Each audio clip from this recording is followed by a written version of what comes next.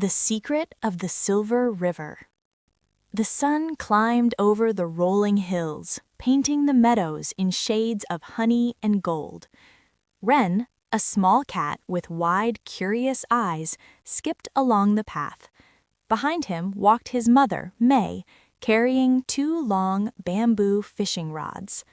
"Today is the day, Mama," Wren chirped. "I'm going to catch the biggest fish in the Silver River." May smiled softly, her steps rhythmic and steady.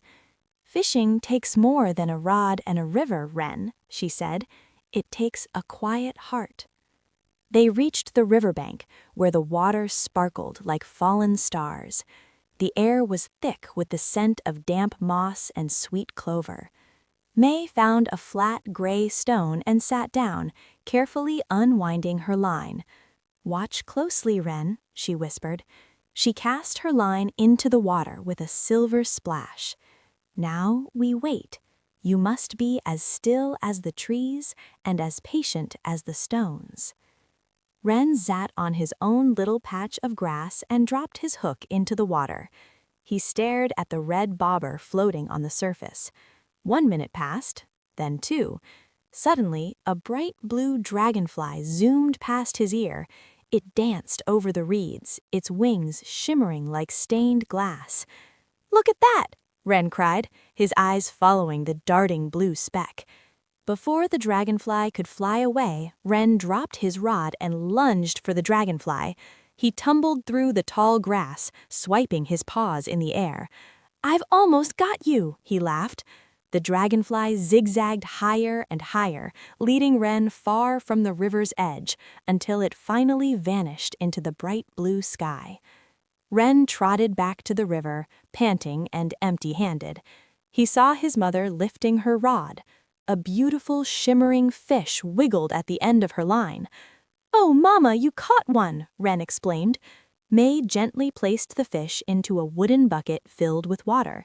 "The fish only bite when the fisherman is there to greet them, Wren," she said gently. Wren picked up his rod again. "I'll be still this time," he promised.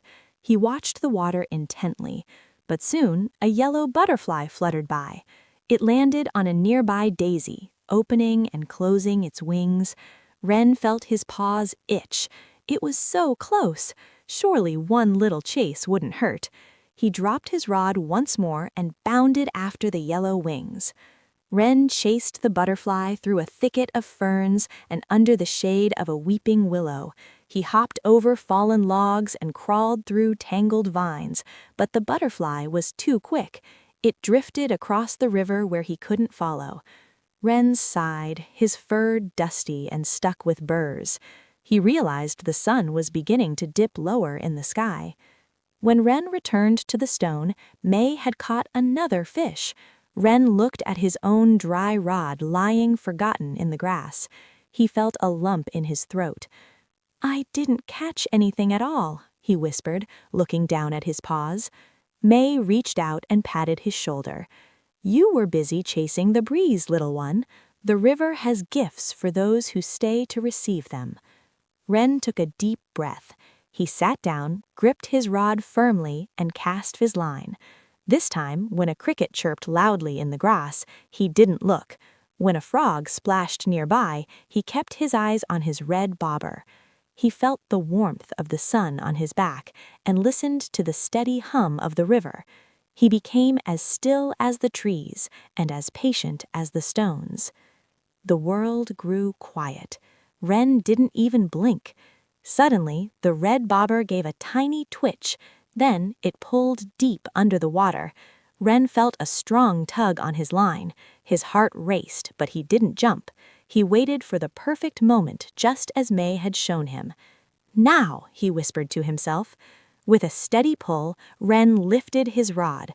A magnificent silver-scaled fish burst from the water, trailing droplets that looked like diamonds in the setting sun. "I did it!" Wren shouted. "Mama, look!" May stood up, her face beaming with pride. "You didn't just catch a fish, Wren," she said. "You found your focus." As the first stars began to twinkle, Wren and May walked home. The wooden bucket was heavy, but Wren didn't mind. He watched the fireflies begin their dance in the twilight, but he didn't chase them. He walked beside his mother, his heart full of the quiet magic of the river. He knew now that the best things in life come to those who know how to wait.